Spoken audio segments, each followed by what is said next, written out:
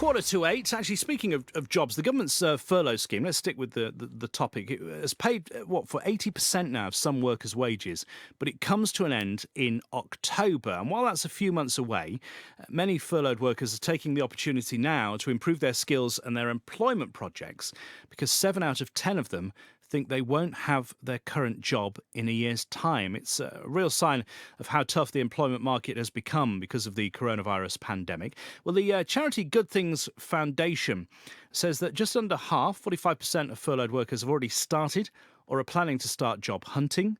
A large number of them, 67%, want to learn new skills to improve their employment prospects as well, with online and IT skills the most desirable. Let's chat to Angela Ellis, who's from the Good Things Foundation and can tell us a little bit more. Morning, Angela.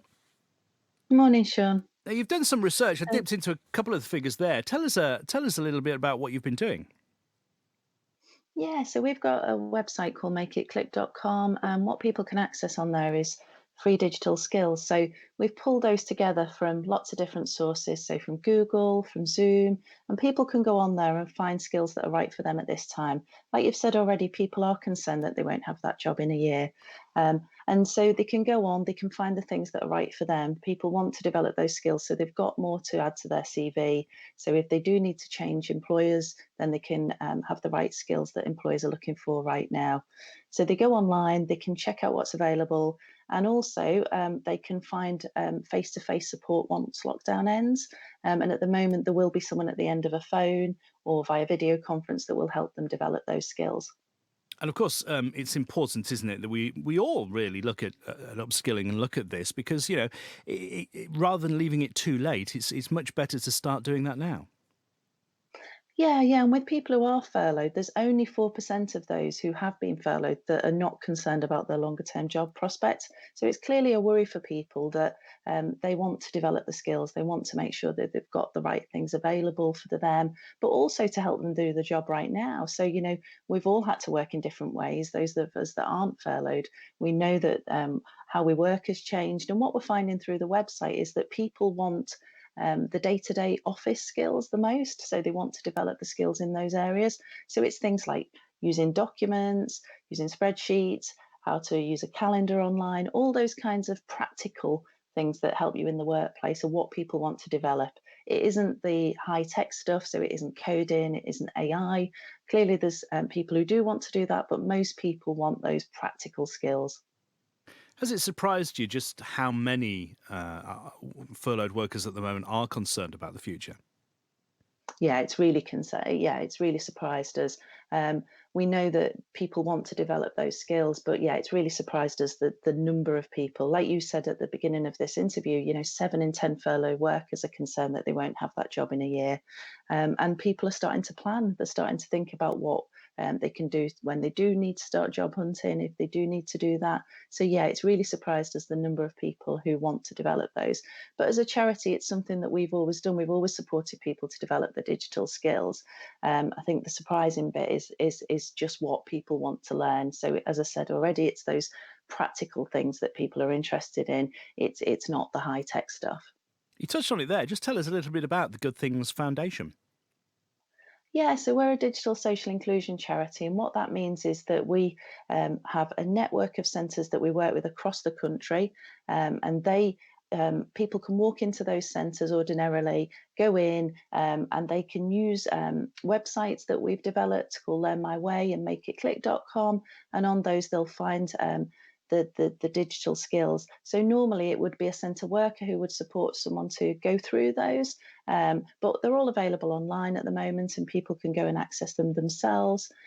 So we have the websites, we work with lots of different community centres who offer that face-to-face support, and loads of those centres right now are offering that support virtually. So there's someone at the end of a phone call. If people feel able to and have the right skills, they can get access via video conference. In Lincolnshire, they can do that in Market Raisin. They can do it with the number 4 group in Lincoln, and there's Links Digital who are based out of Horncastle. So if people go on Make It Click, they can look at the map, they can find out where the closest centre is, and they can give them a call right now and find that support that might help them use things online. If they don't feel confident, or if they just want to chat through to someone about what might be available locally, they can get that support too. And it's an important message, isn't it, that, you're not alone, help is out there. It absolutely is, and it's free. I think that's an important thing to say. We're not asking people to sign up. They're not going to get endless newsletters if they don't want that. People can go on; they can find that stuff.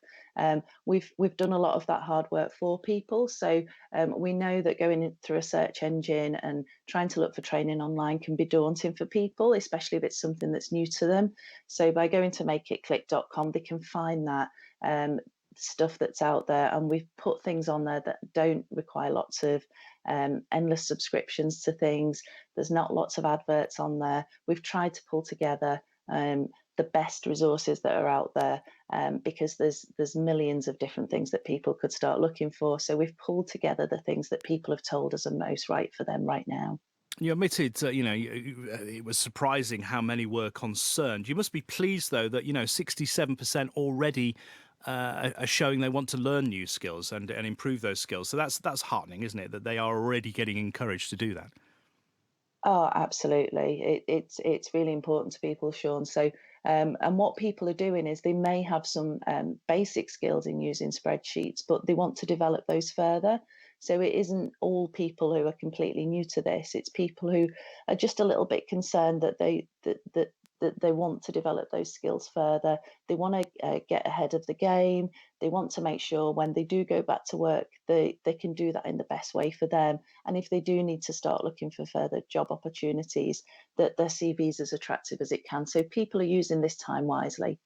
Brilliant. All right. Thank you for telling us about it. Makeitclick.com is the website if you want to check it out. That was Angela Ellis there, who's from the Good Things Foundation. And you can check that map out and see where in Lincolnshire you can get that help if you need it. BBC Radio Lincolnshire.